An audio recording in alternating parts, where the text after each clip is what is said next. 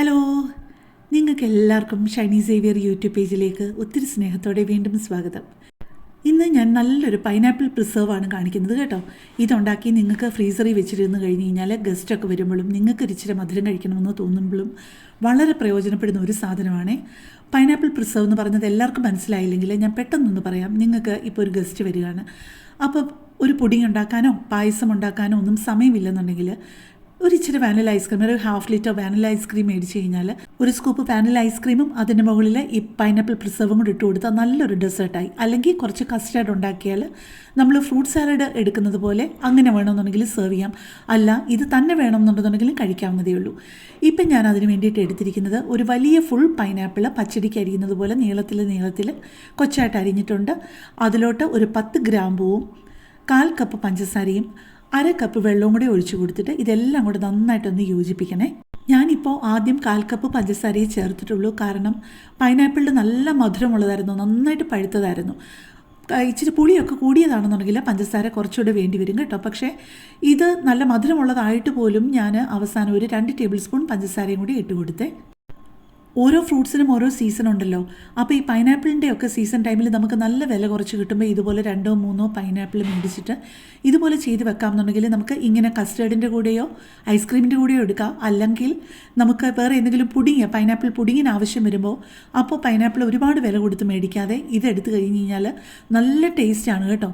നമ്മളൊരു pineapple pudding ഉണ്ടാക്കാനായിട്ട് സാധാരണ വെറുതെ പൈനാപ്പിൾ അരിഞ്ഞ് ചേർക്കുന്നതിൻ്റെ ഇരട്ടി ടേസ്റ്റാണ് ഇങ്ങനെ വിളയിച്ച് വെക്കുമ്പോൾ. നമ്മൾ 1/2 കപ്പ് വെള്ളമേ ഒഴിച്ച് കൊടുത്തുള്ളൂ എന്ന് പറഞ്ഞു കഴിഞ്ഞാലും പൈനാപ്പിളിൻ്റെ അകത്തുനിന്ന് തിളയ്ക്കുമ്പോഴത്തേക്കും നന്നായിട്ട് വെള്ളം ഇറങ്ങി വരും കേട്ടോ.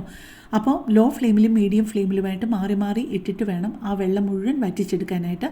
അതിനിടയ്ക്ക് കുറച്ച് നേരം നമ്മൾ മൂടി വെക്കുകയും വേണം. മൂടി വെച്ച് കുക്ക് ചെയ്തിട്ട് അത് കുക്ക് ചെയ്ത് കഴിയുമ്പോഴത്തേക്കും പിന്നെ പെട്ടെന്ന് നമുക്ക് വെള്ളം വറ്റിച്ചെടുത്താൽ മതി. ഇപ്പം ഞാൻ ഒഴിച്ചു കൊടുത്തത് അതിനകത്തോട്ട് ഒരു ഡ്രോപ്പ് ഫുഡ് കളറാണേ. കാരണം പൈനാപ്പിൾ കുക്ക് ചെയ്ത് കഴിയുമ്പോഴത്തേക്കും അതിൻ്റെ ശരിക്കുള്ള ആ ഒരു നിറം മങ്ങും.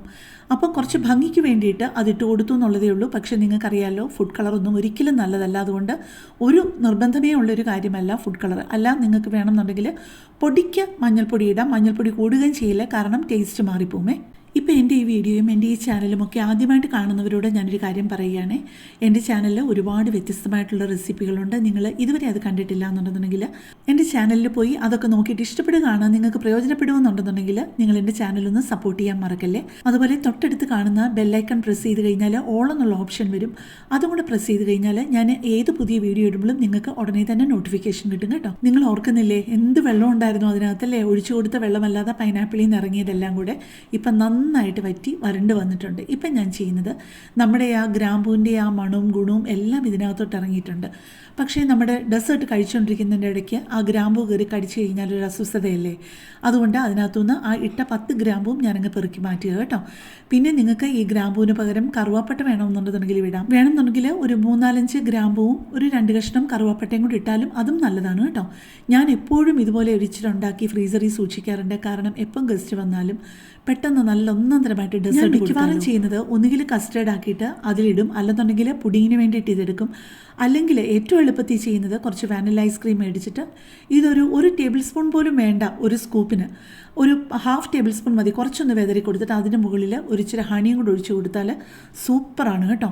ഇപ്പം നന്നായിട്ട് പൈനാപ്പിളൊക്കെ കിട്ടുന്ന സമയമല്ലേ. അപ്പം നിങ്ങൾ 1-2 പൈനാപ്പിൾ മേടിച്ചിട്ട് ഇങ്ങനെയൊന്ന് ചെയ്ത് നോക്കണേ, അടിപൊളിയാണ് കേട്ടോ. അപ്പോൾ കൂടുതൽ നല്ലൊരു വീഡിയോ ആയിട്ട് നമുക്ക് നാളെ കാണാം. താങ്ക്